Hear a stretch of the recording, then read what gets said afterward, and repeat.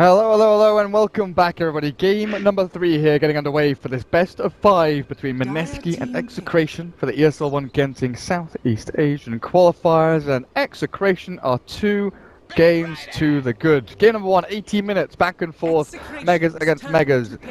Execration took it in the end. Game number 2, 20 minutes, Shadow Demon Luna Strat and Execration kind of mop up the remaining Mineski members, and, well, if Mineski weren't mentally checked out after game number 1, they were after game number 2. They've got to check themselves back in, get themselves into the groove, get themselves into the draft as Luminous.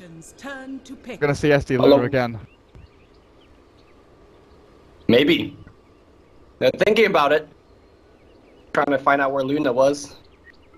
Lots of hero on that pick screen. I get lost, playing Battle Cup, and when I play Captain's Mode, I'm like, I always forget there's a search function as well. Like, there's a little search bar, but I just don't use it. I always like, physically, manually finding the hero, clicking on it, and you don't filter by support, filter by stuns. Does that even work anymore? I remember the last time I tried it was like a year ago, and it was super broken. I do think the filter is still there, so I'm sure it helps all the TI drafters. Oh, for sure. I'm sure they I feel like we need an escape hero. A Sunner, that's why they picked Nyx. I mean, yeah, we need a hero that can do all of those things. Nyx Assassin, taken up in this early stage of the draft by Execration. Now, you mentioned that Nyx, when it's played in the support role, does need something like an SD to actually drop into stuns. Definitely got their options available for them. Generally, against a Batrider, you want a core Nyx simply because you want to have lots of points into that spike carapace. One of the reasons that Nyx is so good is the information game that generally counteracts against Batrider quite well, but you spike him when he's fireflying, instead of him initiating your cores, suddenly he is blinking into your team and then dying. So you could kind of turn that gank around quite easily. And for that, you want high levels of spike. The most likely, it's a Nyx offlane, but, it's still loosey-goosey. We could still change it up. Loosey-goosey. Not heard that in a while. Nice little phrase. Mineski won't get their hands on the Alchemist, as I have seen them do some wonderful things with Jay's Alch and OD. Not seen it at all this series. Gets banned out in the second phase here up against Execration. I think it was banned in game 1 and then ignored in game 2, but found its way into the draft one way or another here. 10 seconds remaining. Yeah, I think both these teams have a very strong OD, so it will surprise me if it actually gets let through in any of these games. Both Nog and Alchemist removed as well. Execration just don't want to deal with Miracle's Radiance building nonsense, but Juggernaut has been ignored so far. It might be a shout for Execration to ban that one out. Lifesteal is probably the other big option. Lifesteal is pretty good against Nyx in the offlane. A little bit scary playing Nyx into Shadow Demon with Demonic Purge, but Batrider Bomb to kind of secure your mid-game kills once Bat gets drums and blink. Can kind of set the tempo once you get into 15 minutes, but it is the Juggernaut removed out by Execration. Mineski could think about banning the Lifestealer themselves. Execration equally have a decent lineup to go for it. The Lifestealer is good against Bat, is good with the Nyx, decent against the Warlock as well. It's kind of one of those catch-all heroes that often finds itself in a good spot in a number of drafts. I think they might be thinking between Lifestealer and Luna, because there is that combination still there as well. So reserve time. I remember last game at this time during the draft, on the very last ban, they also kind of took a long time. 2 heroes that they're kind of debating over which one to let through. Are there any other ones you want to throw in the pool? Like, those 2 are kind of the main ones. Are there any outside shouts like Sven or anything like that maybe come to mind? Slark, maybe? I think drafting a Sven here, it's a little bit dangerous for Execration because you haven't seen... Like, Sven to me can be easily countered. At the same time, he also counters a lot of other cores. So you generally want to wait and see for that one. Slark, though, is another big one, because Batrider, very terrible against the Slark. Not much you could do against all his way to debuff, but they take out the 3/4/3 Marana. Oh. Lots of respect for that hero. It didn't feel like in the previous game that Marana did team pick. No, I guess it like applied pressure, found a couple of kills, but it was No, mainly it's more so that having Mirana in the lineup makes Shadow Demon much more threatening than he normally is, right? Normally when a Shadow Demon walks up to you, it's like, okay, well, he's gonna hit me a couple times. But when there's a Mirana in your lineup, you have to play as if 5 seconds. Shadow remaining. Demon is gonna set up a kill every time he walks up to you. And that is the primary reason why Miracle did not get farm up top. Mineski. Where do you go from here? Ninja Boogie Warlock, Bat Rider, or RR. It's probably one of his best heroes, honestly. Very often banned out in the first phase against him, but we often see, you know, Slardar and Nyx picked up as replacements for it. Very good at playing aggressively with a good old bat. They need other heroes that tie in with that timing. You know, the kind of 15 minutes, blink drums, tranquils the bat if he gets a decent laning stage, come out of the jungle, start fighting with him. Ursa Warrior is one of those heroes that's great against Lifestealer, decent against Nyx in lane, has a timing with the Bat Rider that you can just go and start running at people, you set the tempo for yourself.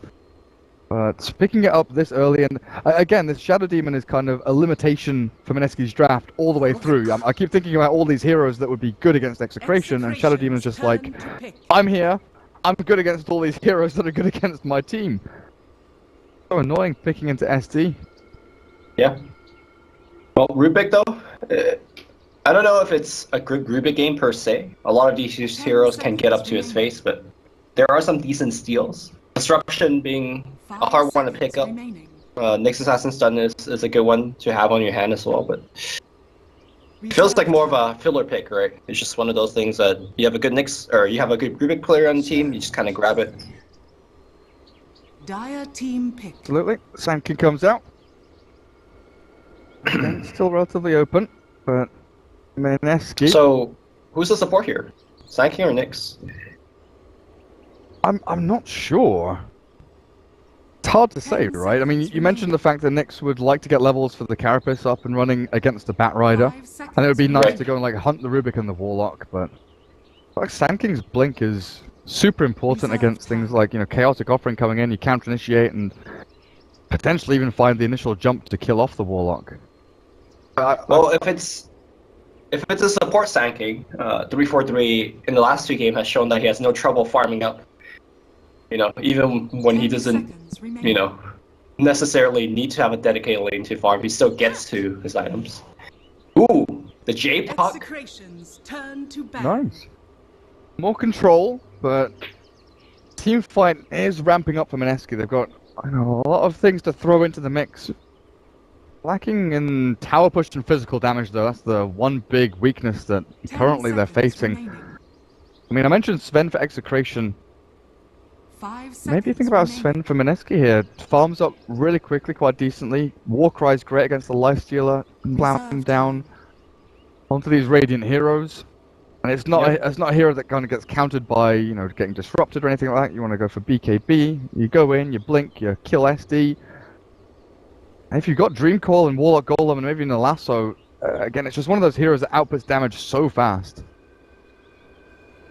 I mean, Shadow Demon is going to be annoying, but I think the other thing is that there's no Blamemail buyers, right? Like, Blamemail is one of the biggest stop signs for a Sven. Axe is traditionally seen as a very good pick against Sven for that reason. Dire team pick. I haven't seen actually Miracle play Svens that much, though, so I'm not sure if it's a hero that he's comfortable with. He has one of the biggest hero pool out there as the core. No doubt he could play it, but it's maybe more of a comfort thing. I think they would have had to 10 switch the seconds remaining. puck onto Miracle and then have Jay play the Sven, because he's 5 definitely played that, seconds but remaining. I haven't seen Miracle puck in a long time. Like, I'm even thinking back to sort of first departure days. Execration's And he used to play it a turn fair to amount, but it's the Morphling pick here from Mineski. I'm not sure how I feel about this Mineski draft, honestly. Execration have so much going their way. Warlock and Rubik, if they don't get to level 6 relatively quickly, they can fall short and really start falling behind. 5 seconds. Well, it's this draft that we saw yesterday, right? Puck getting the safe lane farm, Morphling getting the mid farm, and then Time. they just roll people. But that game, it looks so kind of easy, is because Mineski won all the lanes. But today, Mineski, I believe, have lost, I don't know, in the 2 games combined, 5 out of the 6 lanes. Yeah. So hasn't been good. That'll come out with Abed Invoker. There we go. So it will be the off-lane Nyx, kind of like you predicted, and Sand King will be that roaming 4 role, but Chemo, the Shadow Demon, will be that J Puck, and we'll see whether he does go towards that safe lane or towards the mid. Do you have any predictions here? Like I want to preface this first, actually. If we ignore game number 1 and game number 2, and we kind of expect Mineski had like a 5-minute break to clear their heads, breath of fresh air, mentally check back into this series, who do you think will win this game? 10 seconds. If I ignore all of that and seeing what happened yesterday with a very similar lineup for Mineski, I say they got it easy. But you just lost a 70-minute game. There's a big hairy and then you got 20 minutes stopped. Like, mentally, where are like these kids at? I don't know. Well, gonna be a rough ride. So, I'm gonna make a bold prediction that we're not gonna have a Game 5 series here. I think Execration might take it this game or the next. They've actually swapped around again. DJ is the Sand King and 343's the Nyx. Okay. The Jukes. Yeah. Juked you. Got him. Yeah. This pause is definitely not helping the Juke. Maybe they swap back, and then they swap again. Just keep swapping back and forth. But Nobody knows. Swap the SD with the Invoker as well, you know, Shadow Demon mid, CTY style. Go for the... I guess you can't really do that anymore. So much of that strength came from the poison just stacking up on people. Yeah. Also, so much of it came from the fact that nobody knew what Shadow Demon was capable of, right? Yeah. And not many people actually play Shadow Demon. He was a great player. I guess he still is, but CTY Clockwork, mid, Shadow Demon mid, just whatever you want. Throw it mid. Kind of like what Sumail has been trying to do the past 3-4 months with like AA and Oracle, bringing them back towards the mid lane, but... We have a game on fun fact? Sure. Miracle played with CTY. I believe Miracle had a stint in China on a team called Rising Stars. Oh. CTY, I believe QQQ, some big names. King J, I think, was in there. Cool. I think that was during TI2. They got dumpstered, and back to sea he goes. Back to first departure, back to Poloson and all those lads. Get ourselves... I mean, that doesn't shed a good light on Miracle, but I think more importantly, take away from that is that he has a lot of experience playing with teams that don't speak English as their first language. Yeah. So it's unsurprising how he fits so well into Mineski, where 4P noise plus him, but they're still doing okay. Maybe not in this series, but overall they're still doing quite good. Gabby Lifestealer heads down towards bot. It will be the Abed Invoker special. So again, let's see if we can pull some magic out of the bag. Miracle Morphling will be heading towards the safe lane, it looks like here. He's got himself a bunch of branches, some tangos, and Jay will be mid. Okay. Up a little bit Ninja Boogie on the Rubik, Jules behind with the Warlock, and there's RR Batrider scouted out already by the Invoker as the wards placed out. Dire putting a fair amount of emphasis on the top rune spot and his top lane. Dire Observer Ward in the lane. So, towards the mid. Scout out DJ taking the bounty rune, but they secure the one down at the bottom for the puck as... Execration return to their lanes and they're moving up towards top. 3-4-3 on the Nyx with DJ Sand King and Emo on the Shadow Demon. Looks like it's an aggressive trail lane here, or at least the roaming duo of Nyx and SD. Start off with a smoke. Likely look for some aggression up here. That smoke might actually be running out before they see heroes, right? Like, DJ has to just straight up burrow strike on the first hero he sees. I like the fact they smoke all the way back there, kind of expecting the lane ward though, or playing around the lane ward. They find Ninja Boogie. Okay. That's a great target. No telekinesis. There's nothing actually. Oh, 343 misses his stun. They change back onto the Warlock. Maybe no. It's over. He had to stun Ninja Boogie there. Yeah. I mean, I get his mindset. It's like if we stun Ninja Boogie, the Shadow will come out, and likely you don't get a kill. But that was a 0% if you stun Warlock. Good attempt, but no cigar there. I guess a little bit of pressure forces some regen out. And now you're always worried about Nyx Assassin, you know, running towards you like they strags the wave back.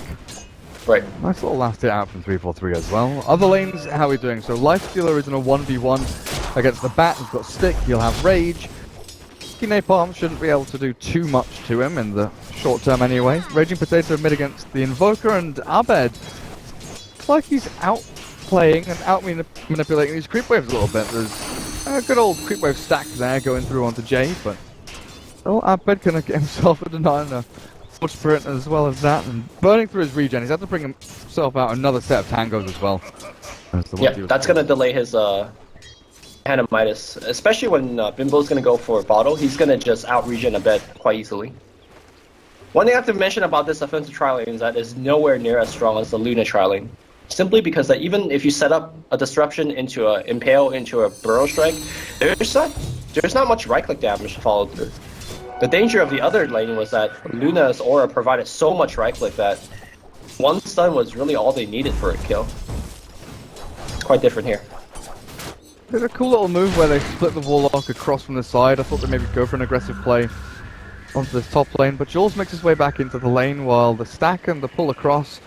DJ, oh, he grabs the range creep, but not the full wave itself.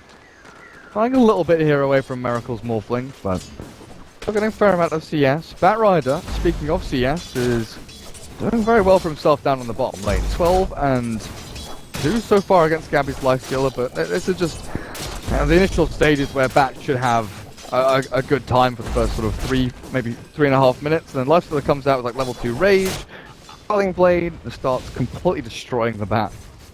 Yeah, I mean there's 0 kill potential from the Bat to the Lifestealer, but the other way around, there is quite a bit of kill potential from Lifestealer to Bat. Once he gets the face boot is where we'll see Gabby kind of turn on the jets a bit. However, if RR somehow baits Gabby using Rage, then you know, maybe he could have a short time win to make something happen. Mineski trying to contest this pull spot. Getting there with a Fade Bolt, but 343 is up at the front. Level 2 and yet to take that point in character. Start with a disruption here and a nice soul tap with the Sun Strike with a Burrowing Strike, the double strike and into death. And a kill off the Warlock. DJ survived. Miracle doesn't get the final blow in there. Looks like the Stout Shield from Sand King. Been him healthy up against these right clicks coming in from Mineski. I believe I heard a salve being used there as well, so definitely survived that one. So they don't have the Luna damage, but they definitely have the Sunstrike damage to kind of help out. You see that was instrumental. To be honest, that was a misplay by Jules. He is the only person that's not allowed to be initiated upon. Remember back to that first initial fight where they smoked up and they chose to go for the Warlock instead of Ninja Boogie? Like, Jules could keep anybody else alive in the lane. He's the one that can't be caught. So stay back. Yeah, stay back. Be careful with your positioning. Don't get caught. Chemo might get caught here. Ninja Boogie just taps him once. I'm gonna go jumping on him though, Miracle. And with that level 2 waveform, not feeling too aggressive there as Raging Potato will find a haste rune down at bottom spot. And maybe... Yeah, or maybe can force out the Rage. So that Gabby's gonna go on him right now. Oh, but the puck doesn't move down towards bottom lane. I thought the puck would actually cycle in there and look for a bit of something, you know, no infest. I guess the fact there's no lasso yet. If Bat was level 6, they go for it, but maybe a low percentage play. You can just go back towards lane and harass out Abed, keep the CS going. Very even between the two mid laners. Very even between the off laners as well, just like a little gap there between Lifestealer and Morphling. Everyone's farming relatively well across these lanes, but got to think about the Shadow Demon and Nyx Assassin potentially moving in to find a kill, which is what Nyx is doing now. He's down at this bottom lane. RR, no mana for Firefly, has been expending all these sticky napalms down, and 343 does move forward, but there's no open wound thrown out by the Lifestealer just yet.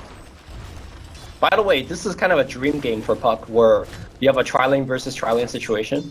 That's where heroes like Puck and Queen of Pain get so much better, where the supports are like level 3, 4 by the time you hit 6. So you have a good rune haste up, you could just walk into the lane, coil, get a double kill, and go back to farming. And in fact, he's going to TP up the top right now, have coil ready. I do believe... Wait, he just cancelled it. Interesting. Yeah, I was going to say that there's a ward to actually spot that rotation from the mid lane, but the fact that he just cancelled it Surprised me a bit. I still kill off DJ with the fatal bonds and the nuke damage coming out. I understand. Oh, mid lane? He has haste and double damage. Is he gonna go for this? Abed. Getting right click the hell of a lot. There's the coil jump forward and Abed snaps on strike. Has he got him? Face him now. Abed, God.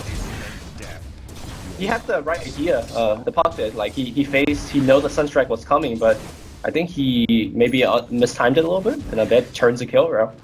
Against a hasted and a double damage Puck. Under the tier 1.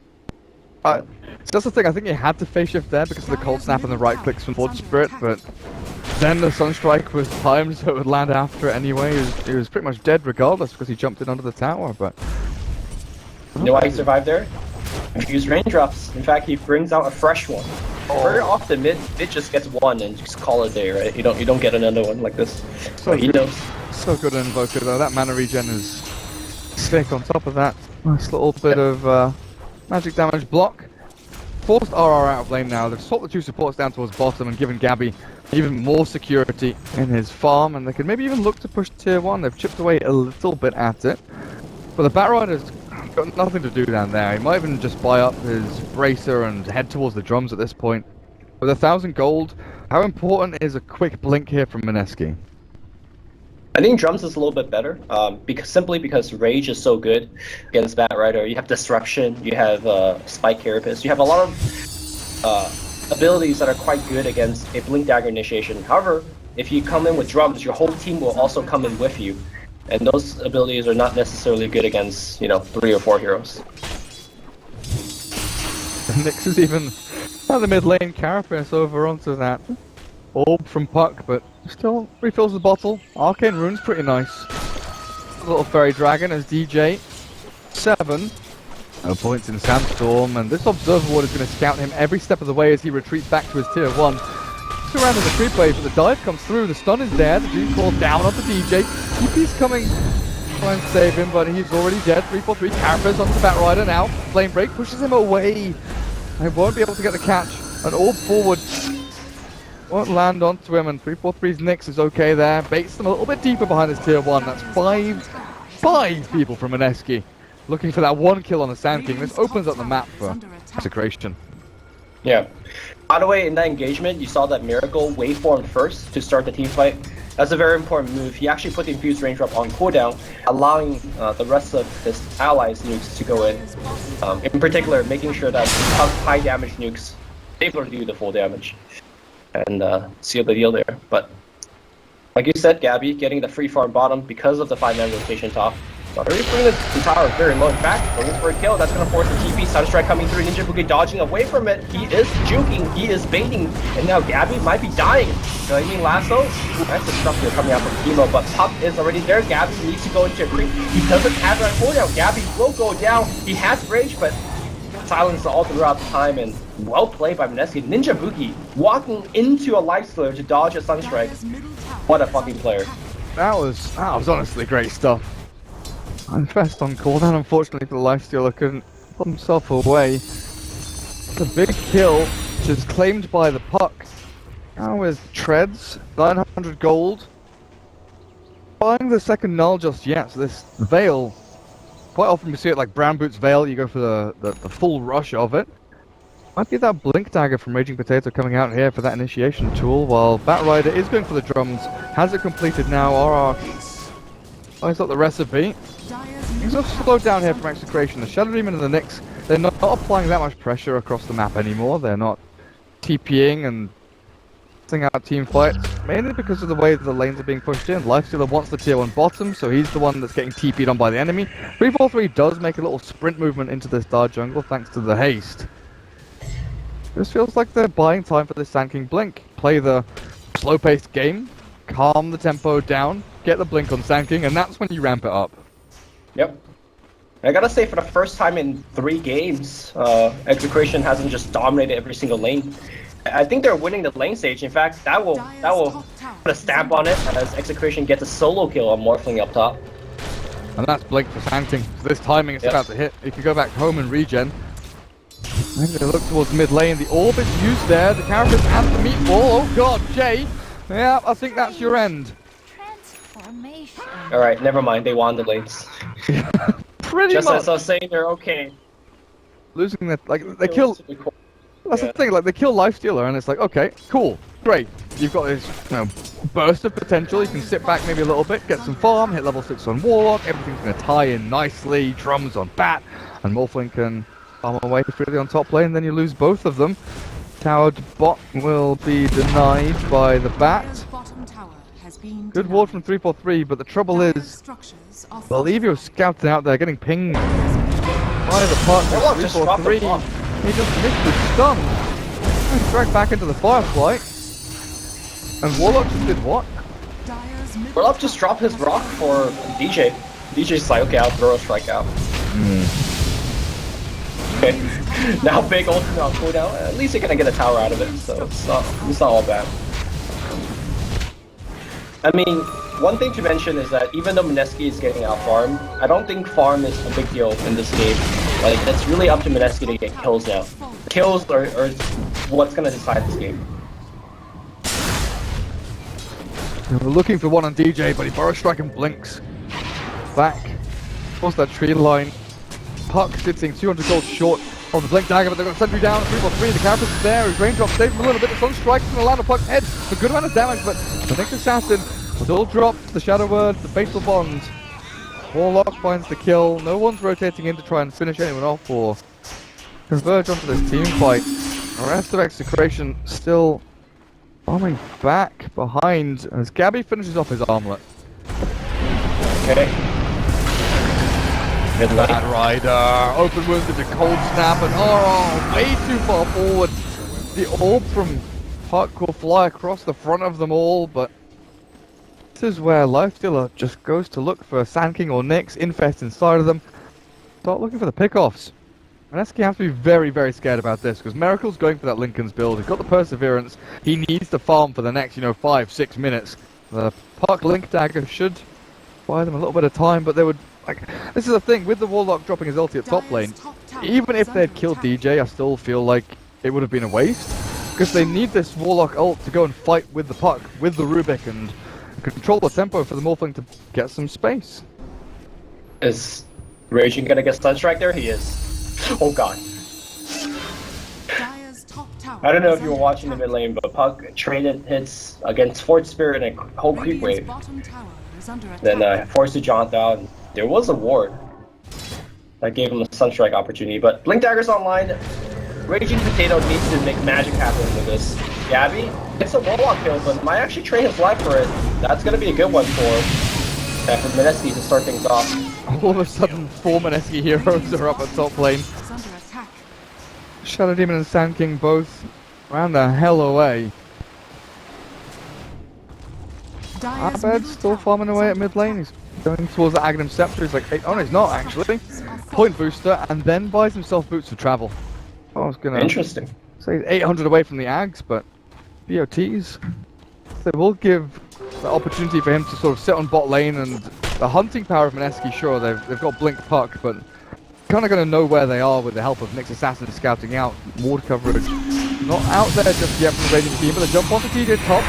Disruption holds him out for now. He's got a Blink Dagger and a Sandstorm, so they change targets onto Teemo. Shadow Demon still staying alive, and a Burrow Strike turns it back on to Jake. He's got another orb, but man, oh man, I don't know. He jumps back and he dies. Sunstrike from the Invoker will secure that kill. Mineski is self-destructing. They could have easily gave up on the kill. As soon as they saw the Shadow Demon destruct, could have just 2-man backed off, but sometimes when you're in, you're in. Yep. Mentally. And Jay is always in. Pretty much always in. And that Blink Dagger debut from the Puck, it's meant to find you a number of kills and then transition into towers. When he's respawned in 15 seconds, they've got the Golem, but they won't have the Dream Coil, and then 20 seconds until it's off cooldown. I guess it's not that bad, but there's this. The coil's whatever. It's more of the fact that he's not finding kills right now. It's another tower for Execration. It just feels like, again, we talked about this for a long time, where Execration felt there was a disconnect between their players, right? Gabby and Abed, they were never on the same page really as the Golem. Not going to get dropped just yet because he's actually just dead. disruption comes down. Gabby focuses back onto RR. Good TP out to the chain punk and the ninja boogie. The blink forward as well. The winning rip is there. The nukes are good, but it's just not enough damage to kill anyone off. And now a blink for a strike. Catches the Rubik. Goes to try catch the puck, but still with a carapace there. Bat Rider will fall behind his own tier 2. Execration held in place by a Dream Coil that does absolutely nothing. Turn things around. Miracle in the meantime is farming bottom lane, which is really all he can do. But now, Execration is coming in. They've got the burst strike and the stun strike. Miracle! Dire's top Tragedy strikes and Mineski. Rumbling once more, the stun will land and 343 is found. Raging Potatoes is all available. Can they stun him up? There's Everything Blast. He can still jump to this one. The Golem flies out. Babette, he gets his everything stolen off him. Invoker will fall, but 343 and Gabby looking for more. Ninja Boogie chase back behind this Golem and a few more swipes in. They'll find another kill. Rubik dies and Raging Potato jumps in with the Orb Cross. Not gonna go in any deeper though. What is happening? 3-0 is happening. Oh, we had a Maybe not. 3-0 in the summit. Grand finals went VP's way against OG. We might have a jump in here from RR. Lasso in 5. With the disruption down, and now Gabby turning up the fight. The rage in the open wounds. Can't battle that, so he rage TPs, and looks like the lasso is there from the Battle Rider just in time up onto the high ground. And Gabby just capture.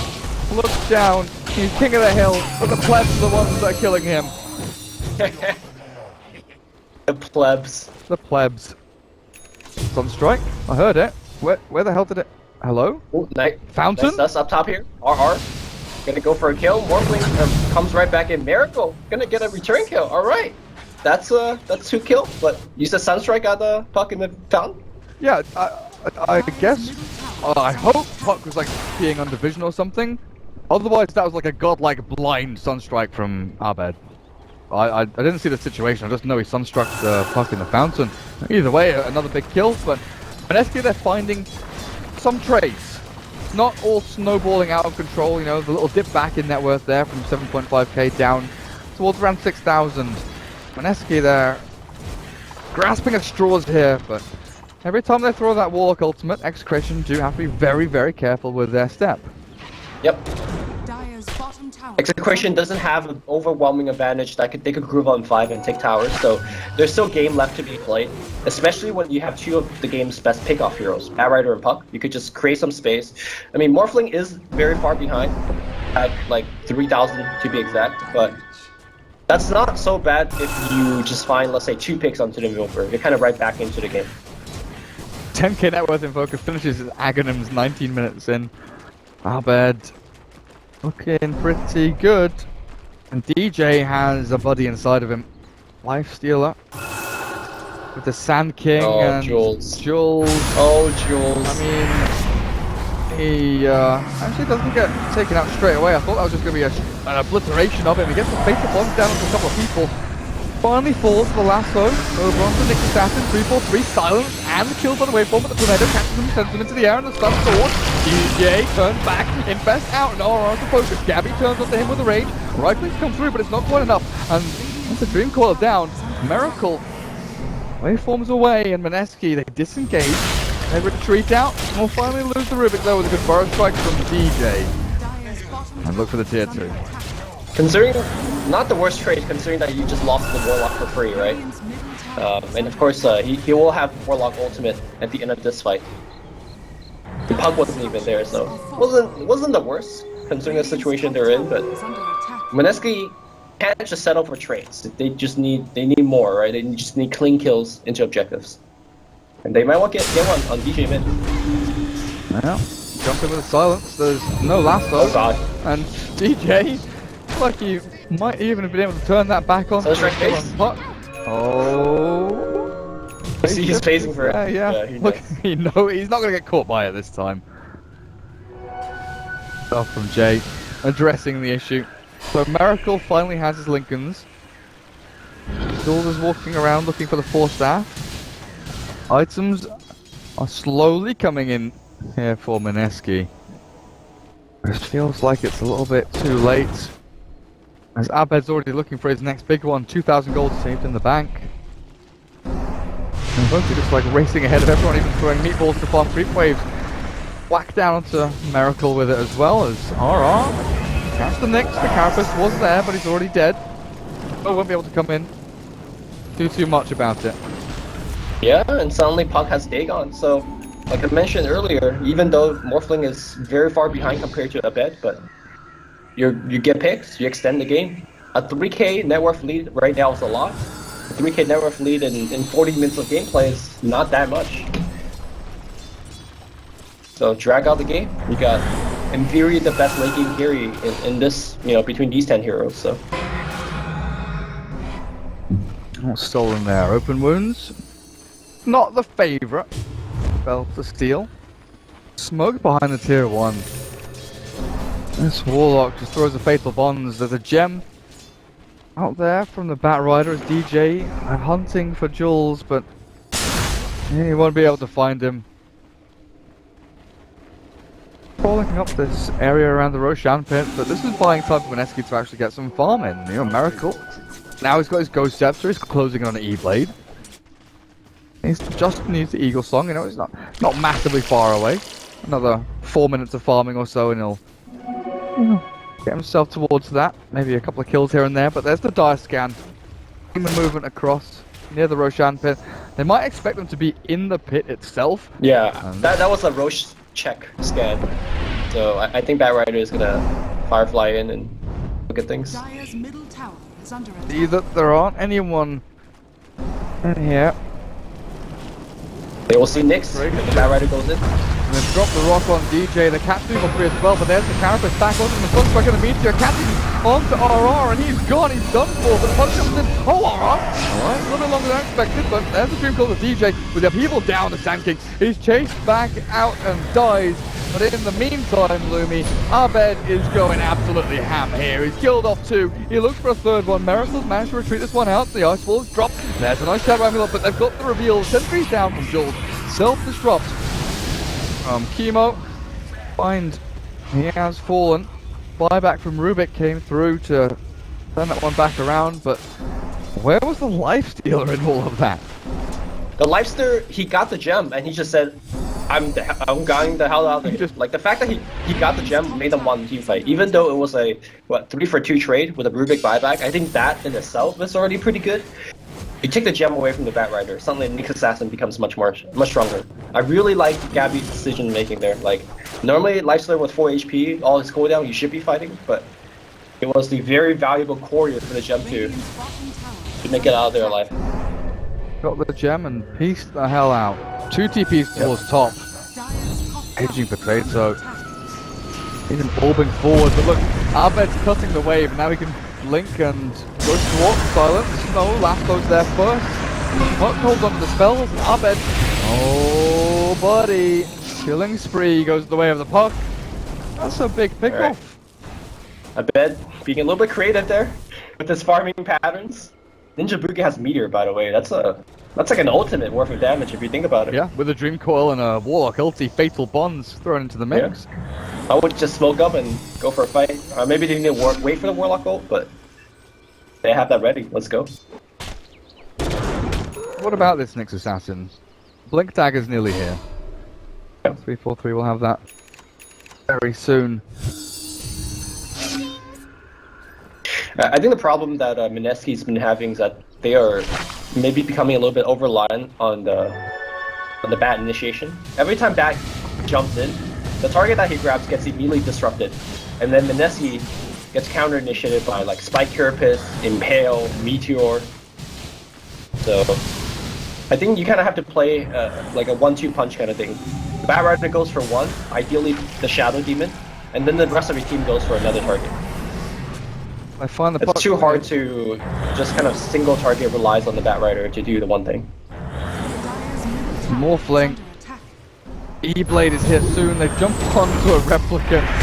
Not the real Bat Rider, and they will realize now it was just an illusion. So they'll fight a tier 2 tower and maybe even think about Roshan at this point. With Puck dead for 30 seconds, they've got a little bit of time with Alacrity Lifestealer. Out a hell of a lot of damage. Desolator, Hyperstone. He's actually really stacked on Gabby. So much to throw in Yeah, the mix. sure is. And Lincoln's for Invoker isn't that far away either. So Roshan will be going down here, and Mineski maybe consider smoking his 4 and then TPing the puck forward, but you've got no towers. They have no time. It's done.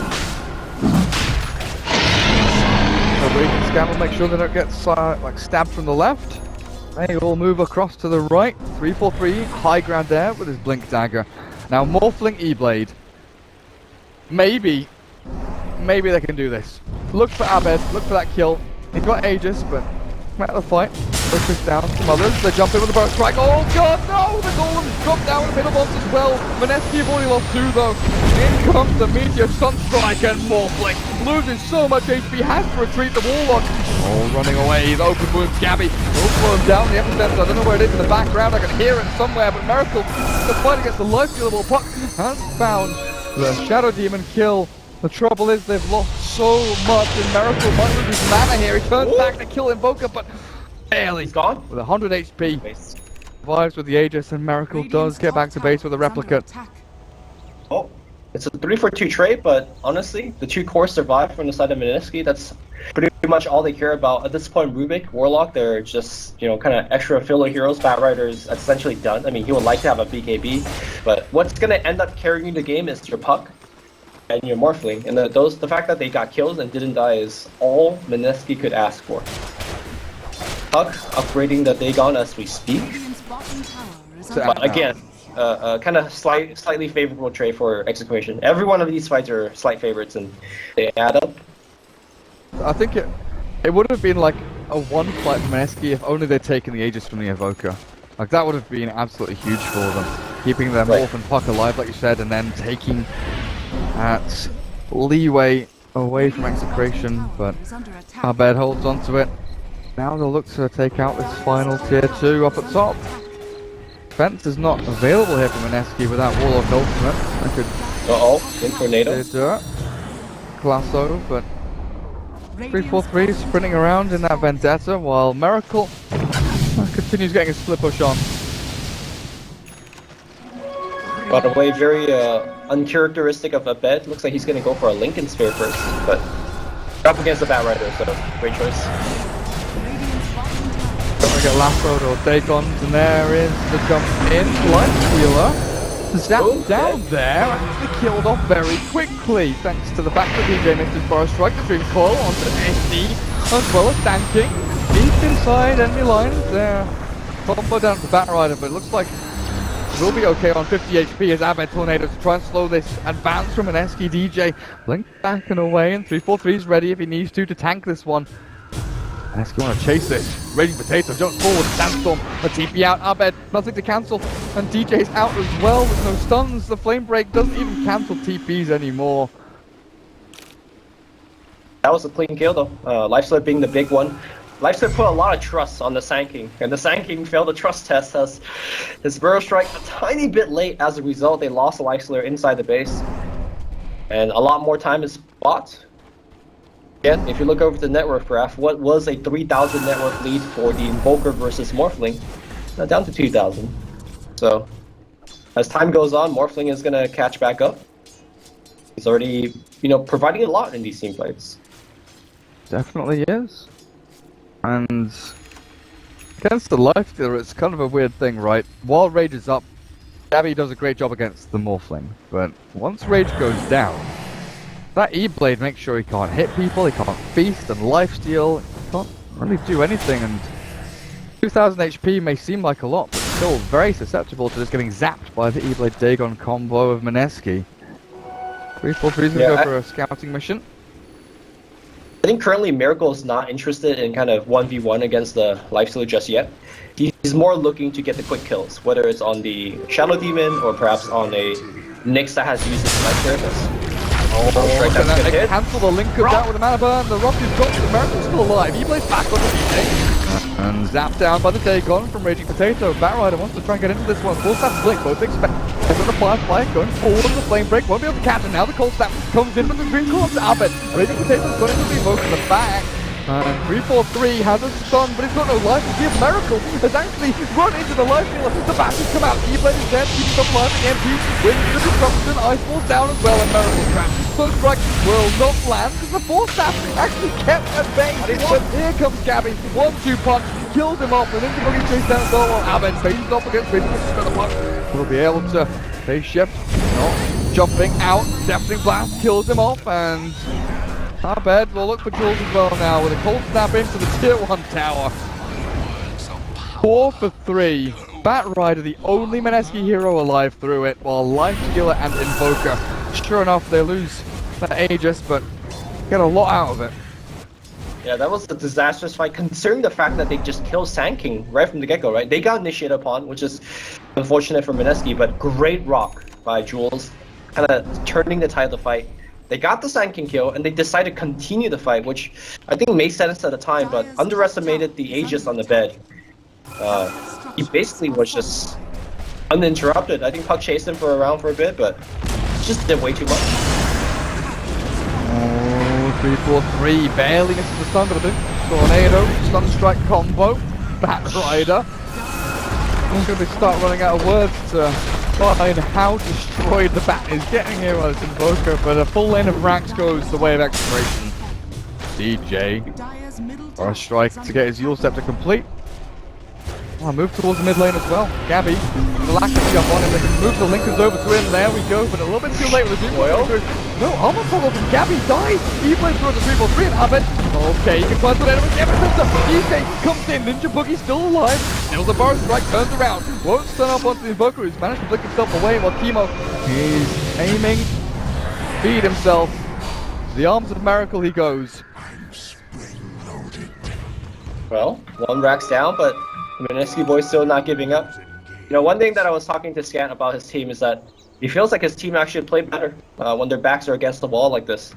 But their backs are really against the wall. This is their elimination game. If they lose this, they will be out of the ESL Genting running for the C qualifiers. Their backs are the Miracle wall at this point. Sorry? Their backs are the wall at this point. I like morphed into it. Cool to bring things, I mean, do you think it is kind of all down to Miracle at this point? Raging Potatoes had a stall in his item progression. I mean, I guess he's got Dagon 5 now, but feels relatively all in onto that. Zap out, top lane. Abed is dusted here. Ghostwalk is there, and Lincoln is popped, but he's Tornado. Deafening Blast is ready. Trouble is he's got no backup. He has no one to come and save him. The Blink TP. Oh, Lasso! Very close. Bad man, no Aether Lens. No Yule Scepter. Yeah. He really needs like a Yule's, because in these fights he's forced to like blink in, use his own Force Staff to break the Lincolns, to grab a target and then go. And you know, I'm not sure if you noticed, but he's not even using Firefly in these fights. Like, he just says it's too much of a downside. If he Fireflies, he could get spiked, and the target he's dragging won't even get dragged back. He'll just die. This is an interesting move by Execration. Like, Mineski don't expect them to push top lane, and they come in for the epicenter and they kill off the Warlock dead for a minute. There's no Golem to defend this tier 3 mid anymore. You kind of feel like, as Mineski, you're expecting the immediate push down mid lane, right? You think, right, they'll self-made, the last one comes in, the left of the captain, Jason, Sanctum now, the Rubik Rose back in, but a good stun out from Nick Sanctum, Sanctum Pudge back into the game. They've lost the Bat Rider, and Miracle leaving with that BKB, dropping low, and Bastion's nearly killed and finally dies. No buyback on Miracle, 70 seconds. The Boogie dodges the Sunstrike, but at this point, doesn't even matter. Pudge flicks in for the Carapace, 3-4-3, perfect play, gorgeous from him, and Execration might just find themselves in the 3-0 winning spot in his grand final against Mineski. That's it. Execration take down Mineski 3-0 in his best of 5. An 80-minute game, a 20-minute stop. And now this. I'm telling you, man, those kind of game ones, you're just mentally destroyed. And then don't play well. Absolutely ruined. Congratulations, of course, to Execration. They will be getting themselves to ESL and Genting in Malaysia early next year. Facing up against Wings, VP, DC, Fnatic. Commiserations to Mineski and all the fans out there.